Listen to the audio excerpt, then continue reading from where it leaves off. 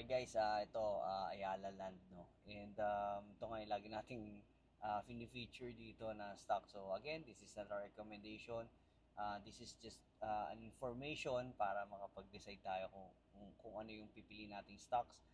Pero ito kasi I'm really invested dito sa Ayala Land, and also matagal ko na siyang tinitrade, naglalagay ng investment. So it's subok ko na. Kumbaga pag bumagsak yan, talagang pinupuruan talaga natin. So as you can see, ayan, bullish divergence, ibig sabihin yung MACD, yung MACD niya nag-cross na yung line, sa may gitna kasi yan eh, may gitnang linya yan eh. So pag nag-cross na siya dyan, ibig sabihin this is a bullish indicator.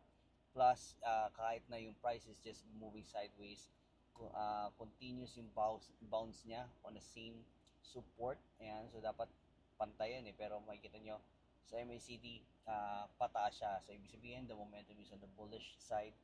Plus, nag-cross na nga siya sa linya. And also, dito sa pinaka-latest na movement niya, just a few days, just this week. Ayan, so nagkaroon siya ng hammer.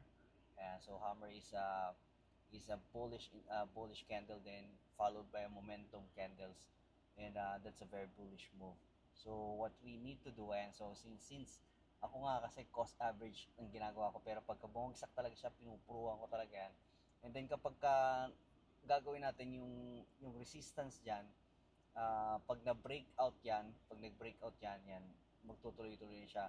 And yun, sana mahit na nga yung TP natin dyan, no?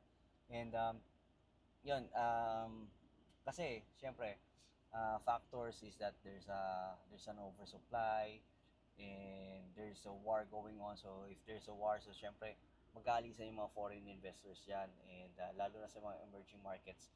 And stocks is also affected by these wars, political crisis, etc. So yung mga crisis na yan, it affects stock market. Hindi lang sa Philippines kundi sa US. So kung papipiliin man yung mga investors is kung saan sila mag-invest, either here in the Philippines or in the US, kapag sa stocks ang usapan, so syempre US sila. Pero if there's stability, some stability, like there's a ceasefire, no? So it could last long. So this could last long if magtutuloy-tuloy yung ceasefire, and hindi na talaga siya bumalik yung gera na yan. So that's one thing. So syempre, magkakaroon ng confidence, magbuhos yung mga ng mga investors. So saan na sila mag-invest? So sa US muna syempre, and then to emerging markets. So that's my analysis here, aside from the technical standpoint. And that's it. If you really want to invest in the stock market, and invite ko kayo sa Truly Rich Club. And dyan na yung link niya sa may bio natin or sa may description box. So see you there.